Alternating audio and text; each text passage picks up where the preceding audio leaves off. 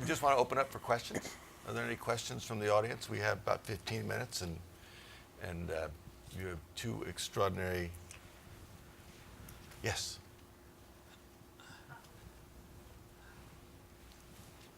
Hi. Given that the theme of the conference is around partnerships, can you talk a little bit more about kind of creative partnerships and what funders can do, sort of large and small, to address some of these issues? Gina, you want to start first, and then Sure. Mike?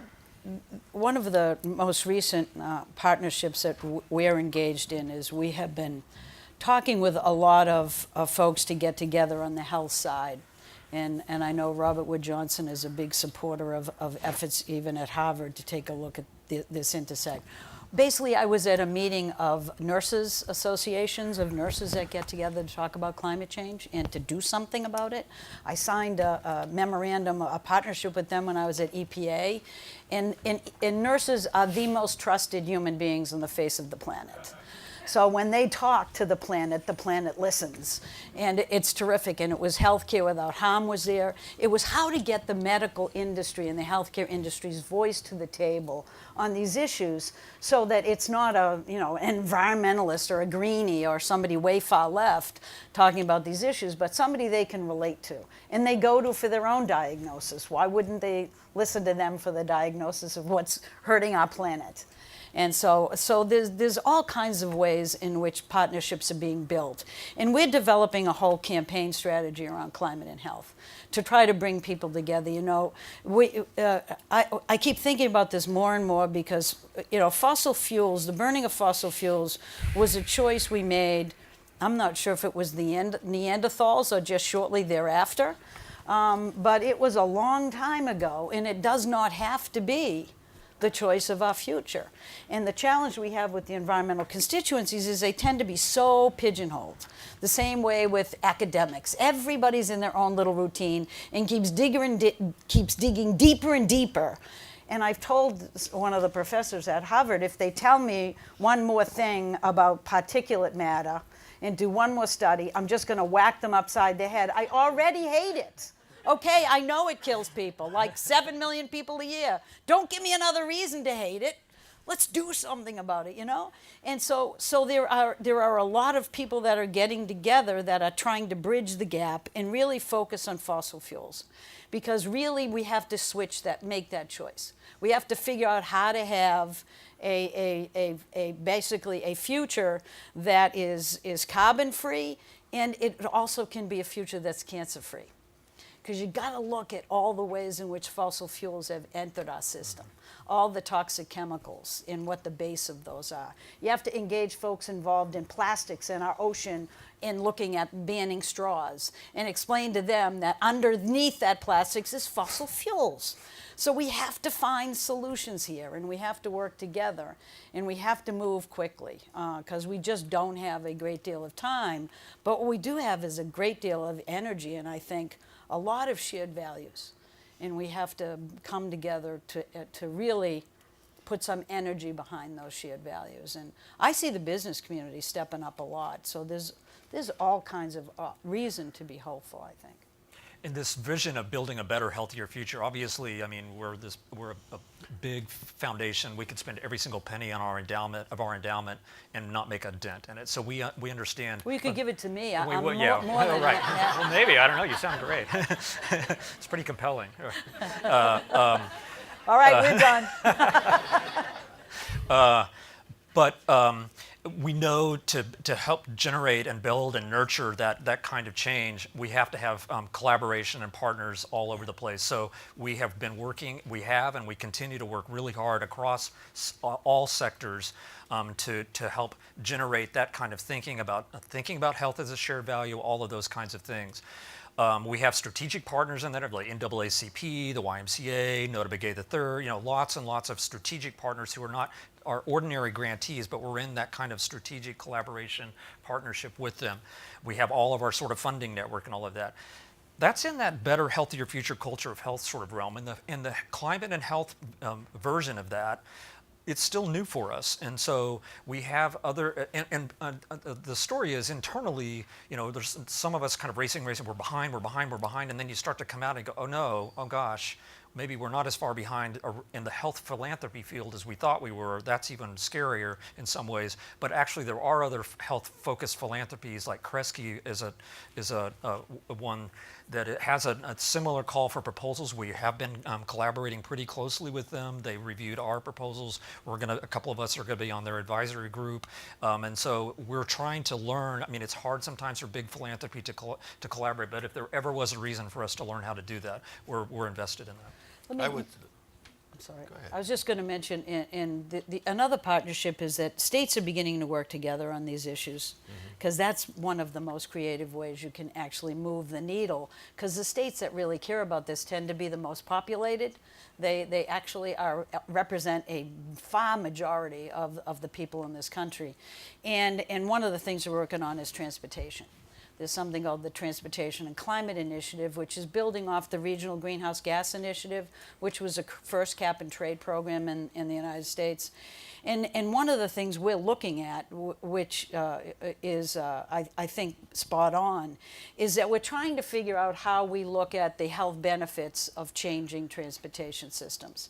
Because you can figure that out. That's what Harvard does for a living at the School of Public Health, so that you can actually speak to people about why the change that we're asking them to take is actually beneficial to them today, as opposed to just thinking about the future. In every act we do, I learned this in India.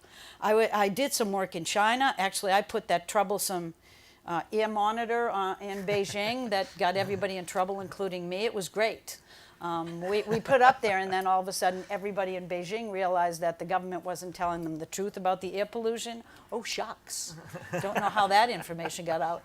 And as we did that, we ended up with Secretary Kerry putting new monitors in New Delhi, all over the world, in Jakarta, just so people get information. Then they stop being able to demand. Information still power, you people from the 60s. It still is.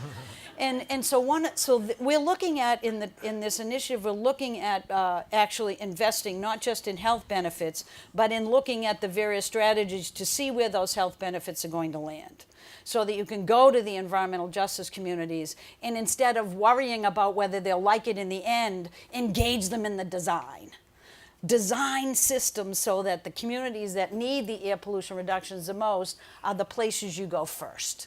And so there are ways in which I think you broaden the engagement that way. You show people that you can make movement moving forward. And it's a challenging exercise without question. But if everybody doesn't broaden the engagement, we will never send the signal on innovation that we need to get to the next generation of technologies. The other, I think, answer to the question, since I imagine that most of the people here are, maybe this is a wrong assumption, have been focusing on health issues first and are now thinking about what's the engagement on the environmental side second, without having a great deal of experience in doing that. I think the most important answer to how do you build the partnership is find partners that actually know what they're doing, which is, of course, what is happening between African Parks and Americares. But for the rest of you, as you're thinking about opportunities, not only think about who are the people that can bring expertise to this conversation that you don't have, but also make sure you think about how do you actually go from an innovation to a demonstration to an amplification.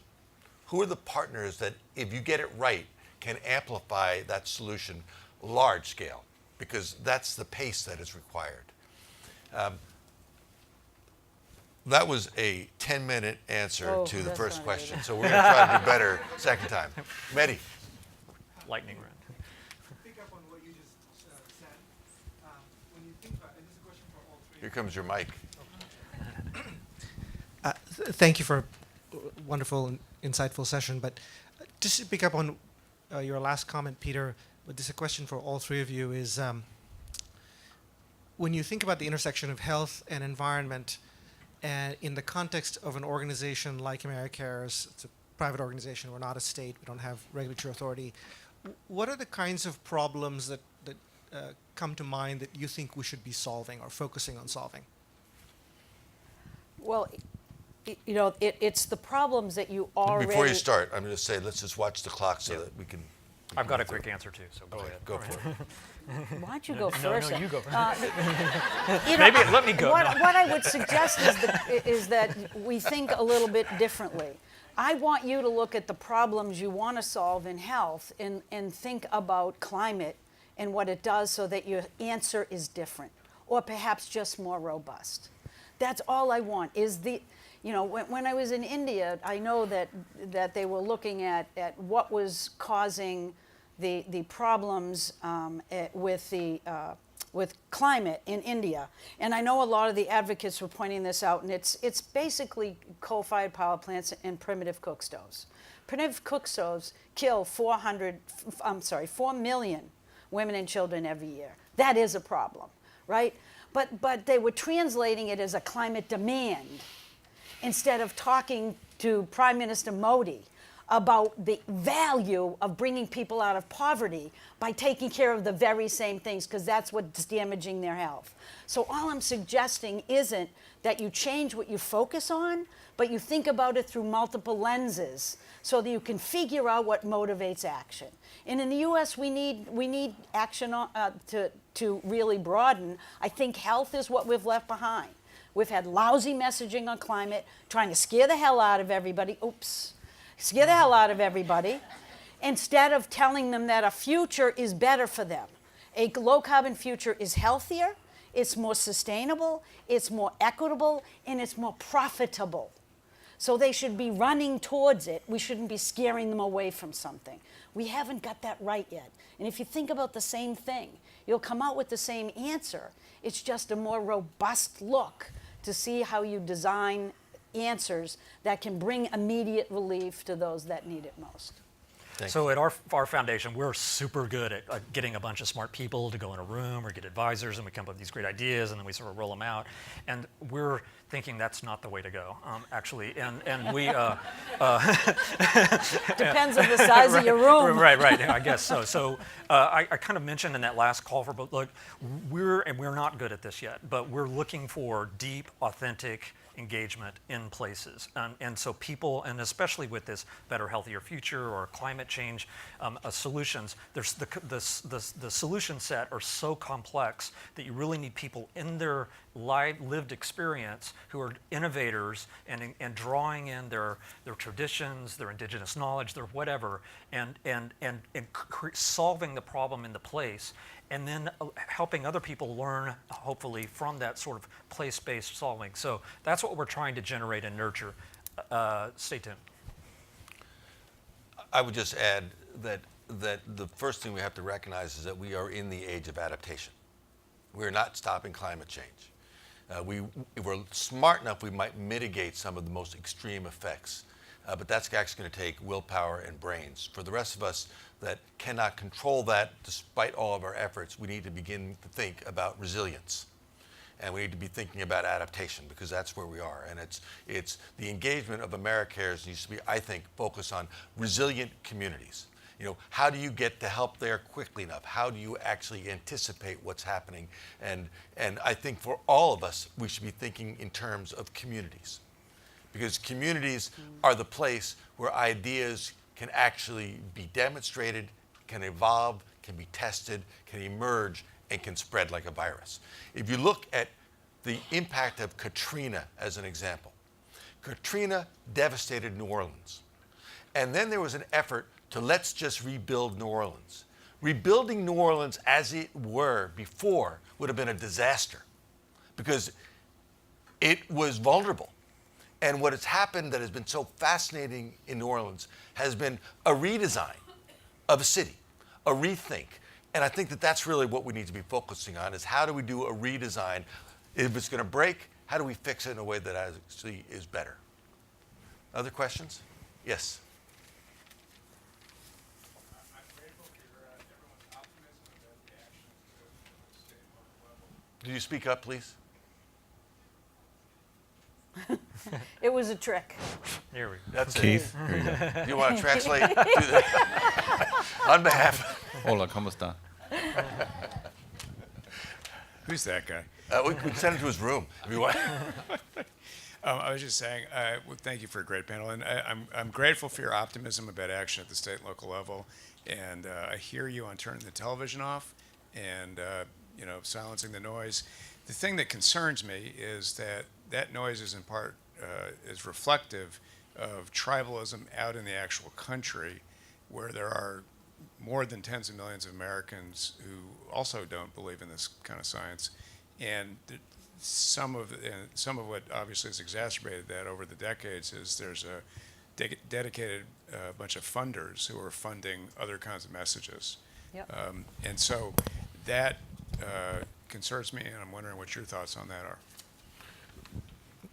Mike, do you want to take a first shot at it? Two things. One is we weren't sure when we say community, we're not necessarily at the. I mean, it could be a local government, but typically it's just groups of people coming together to innovate around regenerative agriculture or a tree canopy project or environmental justice or an energy a decentralization project that they want to innovate on. So it could be associated with the local state government. It might not be. So I just want to make that point.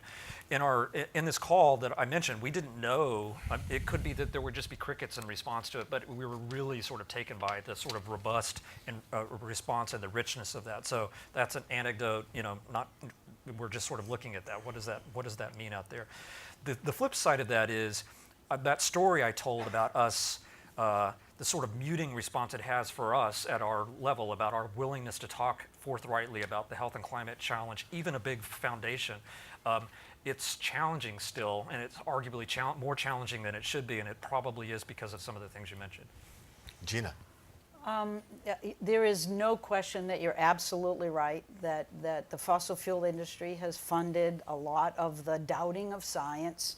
We have a president now that's doing the same thing. Unfortunately, fortunately, it's not going to work, but for the wrong reasons, and that is because people are seeing the change. They are feeling it, and they are actually attributing it now. And the other thing is that the polling's showing that people know that if you take action, it's going to be better for their health. So I do think that one of the things we worry about in this country is that we get some kind of unanimity that in this country has never existed before. Never. Funny story is that it's actually not funny, but it's interesting. Two of the scientists that actually were spearheading the anti-tobacco campaign that took us 40 years to convince people that tobacco smoke was bad. The two of the main characters are the two main characters in the anti-climate change science debate. And I actually happened during the Paris negotiations, I was one of the players there, and I was at a hotel, and it turned out that one of the two was staying at this little hotel that I was at in Paris. And I did not know that, and I sat down in the lobby of the hotel, and I was reading through some materials before the car pulled up, and a journalist came up to me and said, "So are you going to the Heartland Institute conference?" Heartland Institute is the key group that's anti-climate. I'm like, no, I'm going to the Paris commitment. So I made my husband stay there and look at how many people were in the Heartland conference. There were 12. That is exactly the same ratio as in the real world is denying climate change. Okay. So I am not going to spend time on people that don't want to face reality, but I am going to recognize that there are people that have been left behind in terms of understanding the issue, and I'm going to ask all of you to go home and talk about climate change. Yeah. Simply make it part of an everyday human being's discussion. We don't worry about saying, I don't want you to smoke in my house. Why are we worried? Why is that a dangerous conversation? It needs to be part of everybody's thinking and become a normal conversation, just as we did with tobacco, and fast. So, just as one addition to that, I would not, if I were you, in any way be worried about the tone of the conversation right now, because I believe the tone of the conversation actually will shift. And the reason it's going to shift is just what Gina has just said, that massive recurring storms, droughts, fires, floods, tornadoes are hitting blue and red states. And that's the good news. No, And I'm only sadly, I mean, I hate to say it. I hate to say it. trying to shift to something more positive as we walk out of here. But the reason I mention it, Gina, is that what's happening is something called Project Purple, and what's happening is that there are red states where they're beginning to say, we get it, we just can't use the word climate change. And so what has to happen is some legislative dancing. In other words, we have to design some policies that address these issues in a way that doesn't say, you were wrong, you're really stupid, you've been a Neanderthal.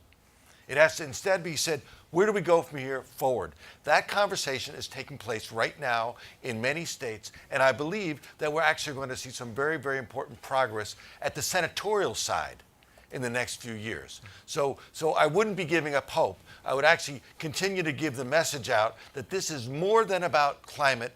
It's about the lives of our families. It's about the security of our jobs. It's about our health. It's about our community. And do it in a language that actually can be heard. There's a great communicator who once said, what you say is not nearly as important as what people hear. So think about the words you use and how you communicate them. Excellent. Thank you. Can we ask some? I would respectfully suggest characterizing the debate in a slightly different term. Hardly anybody who's intelligent or has any education denies that climate changes. I mean, it's changed for a few billion years, and it will presumably for the next few billion. So that really isn't the interesting question. To me, much more interesting and pressing question is, what do we do about it? How do we proceed? And Gina's point about it has to be profitable, or at least not stupid. Yep. And I read, I don't have the figures at my fingertips, but we all read how, for example, wind or water energy costs a whole lot more than tidal, I mean, not waterfalls, not dams, Right. it costs much more than fossil fuel-derived energy, and that many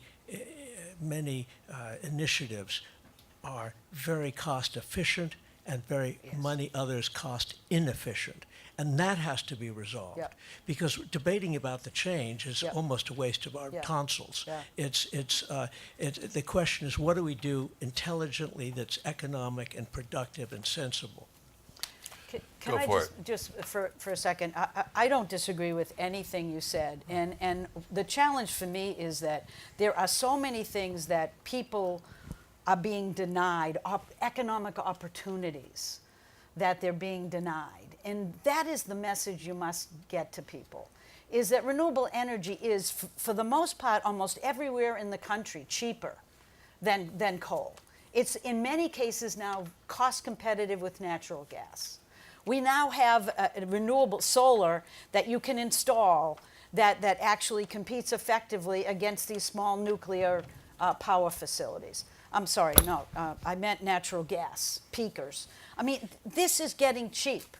My goal is not to ask people to sacrifice. My goal is to tell them that their politicians need to stop blocking their ability to live more cheaply, their ability to stop being beholden to big utilities, their ability to be contaminated by products when we have better ones. Why? We need to shift this to stop saying we want to hang on to the past, but to really demand a future that's better and cheaper.